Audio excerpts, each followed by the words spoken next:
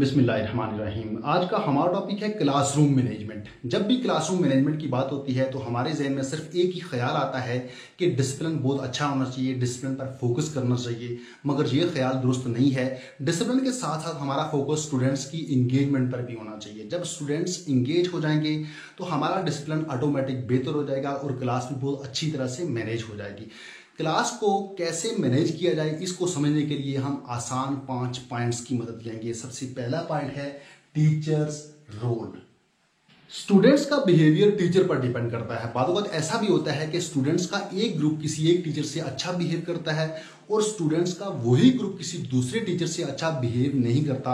यहाँ फर्क टीचर का है। ये टीचर की जिम्मेदारी है कि वो सबसे पहले स्टूडेंट्स के बिहेवियर पर फोकस करे, डायरेक्ट लर्निंग पर ना जाए, बल्कि सबसे पहले स्टूडेंट्स का बिहेवियर बेहतर करने की कोशिश करे, उसके बाद पढ़ाई पर जाए। इसके बाद नंबर 2 है बी एन अथॉरिटी।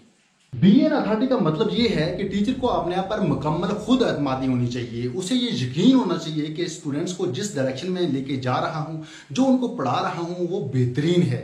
टीचर अपने आप को स्टूडेंट से बेहतर मानकर टीचिंग करे और साथ साथ स्टूडेंट्स की मुनासिब इज्जत और हौसला अफजाई भी करे।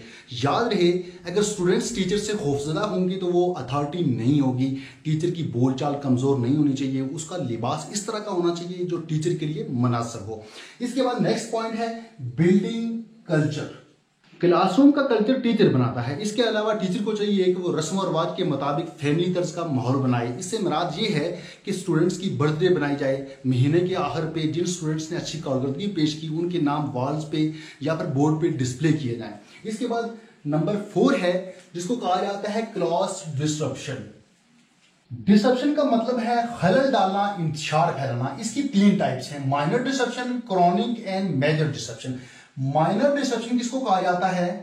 ऐसा डिसरप्शन जिसमें स्टूडेंट्स को सजा नहीं दी जाती और ना ही अपना लेक्चर रोका जाता है। इस डिसरप्शन को कम करने के लिए आंखों के इशारे या फिर मामूली इशारों की मदद से समझाने की कोशिश की जाती है।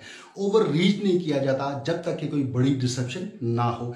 इसके बाद नंबर 2 है क्रॉनिक डिसरप्शन। ये ऐसा डिसरप्शन है जो टीचर के एड्रेस करने के बावजूद जारी हो। यहाँ टीचर को चाहिए कि वो स्टूडेंट्स के वालिदैन को फोन करे, उनको नोटिस जारी करे और इसके साथ साथ स्टूडेंट्स को ये एहसास दिलाए कि ये सारी जिम्मेदारी आपकी होगी, आपके वालिदैन की होगी। उसके साथ नोट्स भी तैयार करने चाहिए ताकि जब जरूरत पड़े तो इनको दिखाया जा सके। इसके बाद नंबर 3 है मेजर डिसरप्शन। ये डिसरप्शन टीचर और स्टूडेंट दोनों के लिए खतरनाक हो सकती है। इसमें स्कूल की प्रॉपर्टी को नुकसान पहुंचाना, आग लगाना या इस तरह की और भी कंडीशंस हो सकती हैं। इस तरह की कंडीशंस को कंट्रोल करने के लिए सबसे पहले आपको स्कूल की पॉलिसी का पता होना चाहिए और उसके साथ साथ टीचर्स यूनियन के साथ आपका राब्ता होना चाहिए, स्कूल की इंतजामिया के साथ आपका राब्ता होना चाहिए। इसके बाद जो लास्ट पॉइंट है वो है फाइनल थॉट्स। टीचर को चाहिए कि वो डेली बेसिस पर टीच अगेन करे, दोबारा पढ़ाए, क्योंकि बहुत सारे स्टूडेंट्स ऐसे भी होते हैं जो लापरवाही की वजह से या फिर घर के मसाइल की वजह से अपना काम नहीं कर पाते, लेसन तैयार नहीं कर पाते। इसके साथ साथ टीचर को चाहिए कि स्टूडेंट्स के मिसबिहेव को अच्छी तरह हैंडल करे। क्लासरूम मैनेजमेंट एक आर्ट है। टीचर की तरजीह सिर्फ और सिर्फ काम होना चाहिए, इसके अलावा और कुछ नहीं होना चाहिए। ये मुख्तसर टॉपिक था क्लासरूम मैनेजमेंट। उम्मीद करता हूँ कि आपको समझ आया होगा। तो मिलते हैं नेक्स्ट टॉपिक में, तब तक के लिए अल्लाह हाफिज।